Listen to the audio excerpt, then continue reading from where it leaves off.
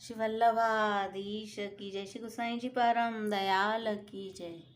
શ્રી ગુસાઈજીનું નામ રત્નાખ્ય સૂત્રનું 69મું નામ મહાપુરુષ સત્ખ્યાતિ. મહાપુરુષ સત્ખ્યાતયે નમઃ. શ્રી ગુસાઈજીના સમકાલીન સર્વ મહાપુરુષો શ્રી ગુસાઈજીને સારી રીતે જાણતા હતા. શ્રી ગુસાઈજીની કીર્તિ ઘણી પ્રસિદ્ધ હતી.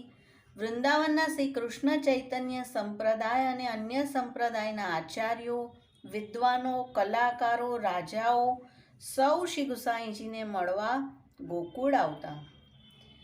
તેમની કીર્તિ વધે તેવી રીતે શ્રી ગુસાઈજી સૌનો આદર સત્કાર કરતા. અન્ય વૈષ્ણવ સંપ્રદાય પૈકીના જેમને ભગવદ્ લીલાનો અનુભવ થતો તે સૌના રચેલા પદ શ્રી ગુસાઈજી શ્રીનાથજી સન્મુખ ગાવા માટે આજ્ઞા આપતા.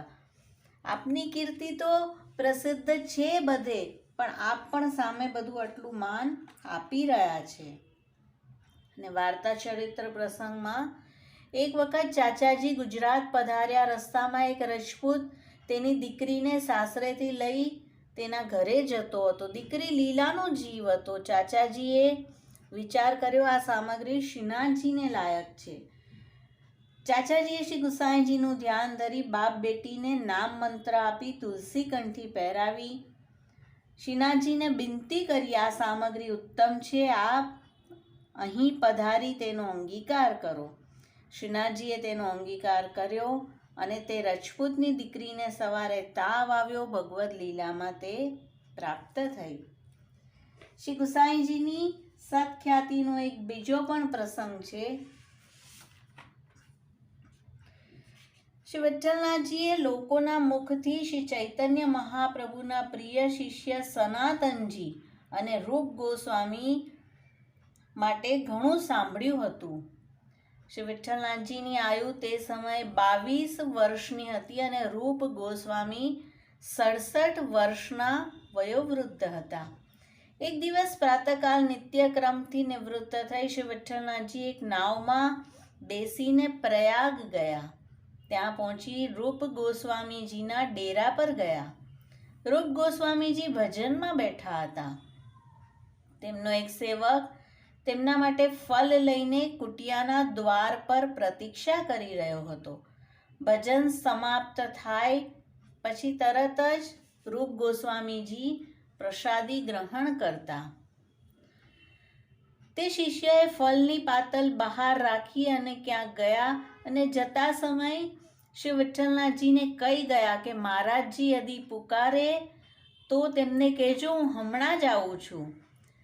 ત્યાં શ્રી વિઠ્ઠલનાથજીને કોઈ ભક્ત સમજી રહ્યો હતો અને શિષ્ય ગયો. ત્યાં થોડી વારમાં જ અંદરથી અવાજ આવી કે મૌનીદાસ અંદર આવી જાઓ. શ્રી વિઠ્ઠલનાથજીએ જોયું કે જ્યાં સુધી શિષ્ય આવશે ત્યાં સુધી વિલંબ થઈ જશે. તેથી આપ જ ફલની પત્તલ લઈને સ્વયં અંદર ચાલ્યા ગયા અને શ્રી રૂપ ગોસ્વામીજીની સામે પત્તલ રાખી. થોડા સમયમાં જ મૌનીદાસ અંદર આવ્યા. શ્રી રૂપ ગોસ્વામીજી વિસ્મિત થઈને શ્રી વિઠ્ઠલનાથજીને જોઈ રહ્યા હતા. કુછ પલ પછી બોલ્યા, આ યુવક કોણ છે? મૌનીદાસ હાથ જોડીને કહ્યું કે મને ખબર નથી પ્રભુ, આ કોણ છે? શ્રી વિઠ્ઠલનાથજી મુસ્કુરાઈને બોલ્યા, સેવકનું નામ વિઠ્ઠલનાથ છે. અડેલથી આપના દર્શન માટે આવ્યો છું.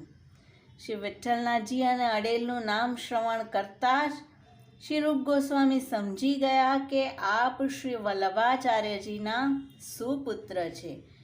રૂપ ગોસ્વામી હસીને બોલ્યા, અમે 20 વર્ષથી બ્રજમાં નિવાસ કરી રહ્યા છે. અનેક ભદ્રજનોથી આપની પ્રશંસા સાંભળી છે. આપ દિવ્ય પુરુષની સંતાન છો. અને બોલતા બોલતા આપનો કંઠ અવરુદ્ધ થઈ ગયો.